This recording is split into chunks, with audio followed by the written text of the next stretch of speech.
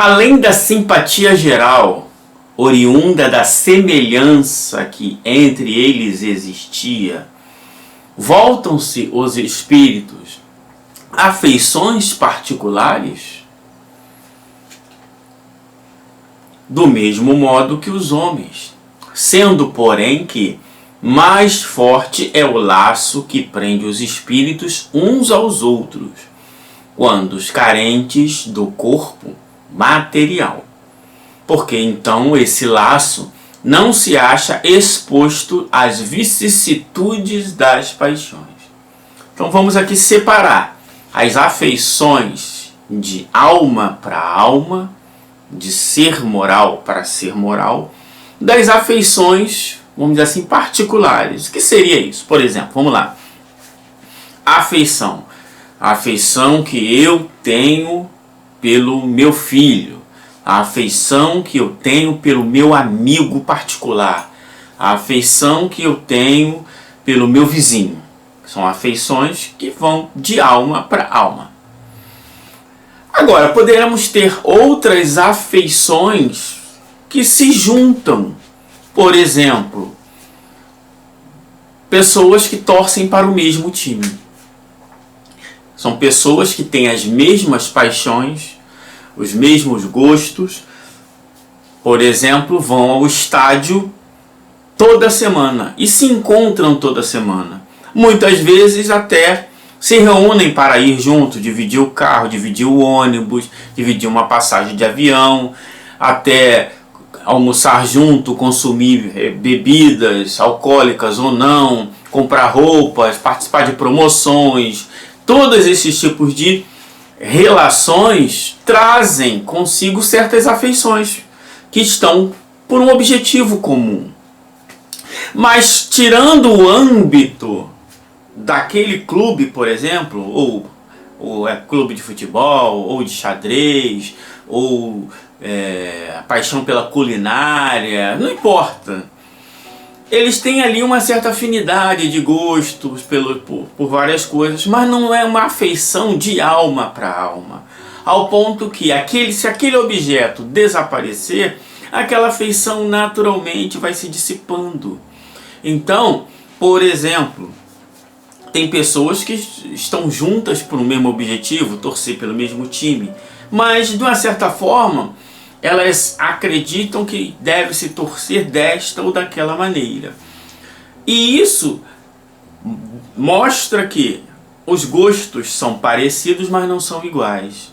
E mesmo entre aqueles da mesma torcida tem certas animosidades, que quando se tem um inimigo em comum eles se juntam, mas não se juntam por causa da afinidade que existe entre eles. Eles se juntam em prol de um inimigo comum. Isso acontece também na política. Então, dois partidos que não têm muitas afinidades, mas esses dois partidos têm um inimigo em comum, então eles se juntam. Claro que depois que aquele inimigo em comum é derrotado, e agora nós vamos dividir os cargos, e aí voltam as diferenças que existem entre eles.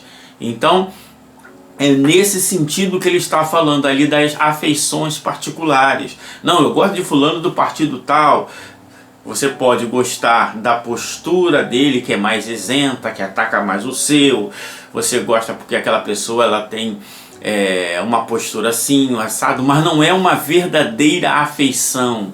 É que aquela pessoa que você fala, não, eu traria para a minha casa para ceiar no Natal comigo.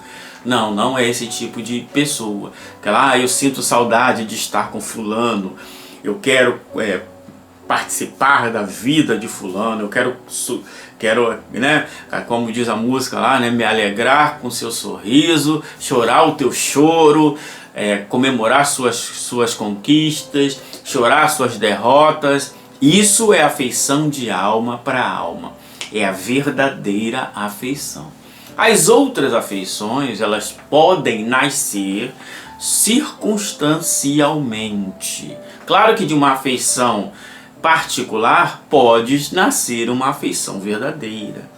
Então, né? Nós conhecemos pessoas que se tornaram amigas por causa de afeições particulares. Outras, a afeição parou ali. Então é nesse sentido que ele está falando ali, né? Ele responde: do mesmo modo que os homens, sendo porém mais forte, é o laço que prende os espíritos uns aos outros, quando carentes de corpo material, porque então esse laço não se acha exposto às vicissitudes das paixões. Então, morreu o corpo, algumas afeições particulares se dissipam na mesma hora. Por exemplo, vou pegar um exemplo aqui, eu posso até estar sendo leviano. Se eu estiver sendo leviano, pode me criticar aí nos comentários, não tem problema. Por exemplo, dois fisiculturistas, né? Eles têm o prazer pelo corpo. Morreu o corpo, o que ele vai cultivar? Não tem mais, né? Não dá para levantar peso, então aquela afeição se dissipa ali. Outras podem continuar, por exemplo, o clube de futebol, né? Ele é tão fanático que mesmo depois de morto, ele ainda continua preso ali a algumas questões. Então eles podem continuar com certas afeições particulares, mas não estarão ligados pelo laço do amor, onde um está, ele quer estar. Não, não. O que une é aquele time. O que une é aquela tarefa. O que une é aquele gosto, mas não alma para alma. Comentando os comentários dos comentadores do além.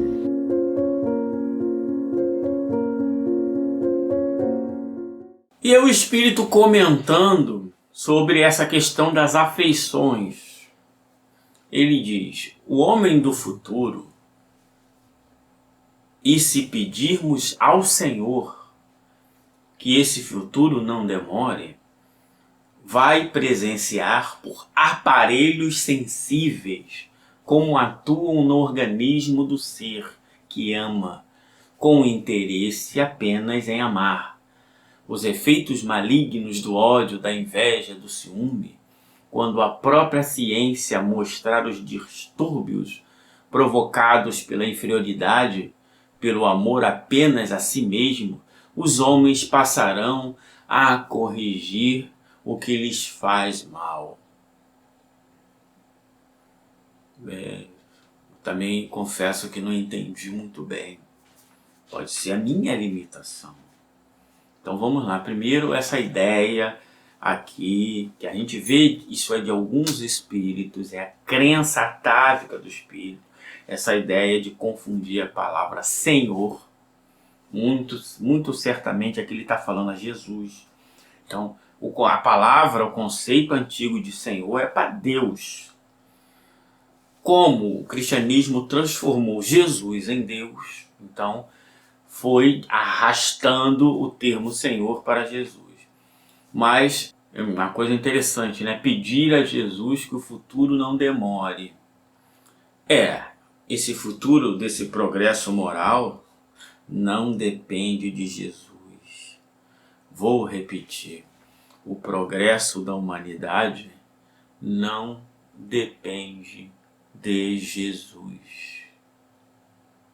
Porque se dependesse, ele já tinha chegado há muitos milênios. Depende de quem? Depende de nós nos transformarmos. Esse pensamento mágico, não, Jesus vai mudar o mundo. Jesus não vai mudar o mundo. Jesus já nos deu os conselhos, nos deu o ensinamento, nos deu o exemplo. Se tornou, por isso, guia e modelo.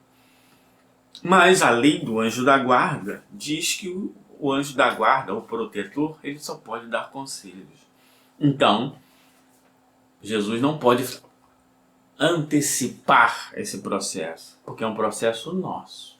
No máximo que se pode ser feito é ajustes, no sentido de retirar um contingente e não esteja muito adaptado às novas ideias e trazer outros que estejam mais adaptados. Mas Não é uma transformação total, porque senão é apenas remanejamento. Então esse futuro ele vem pelo nosso trabalho.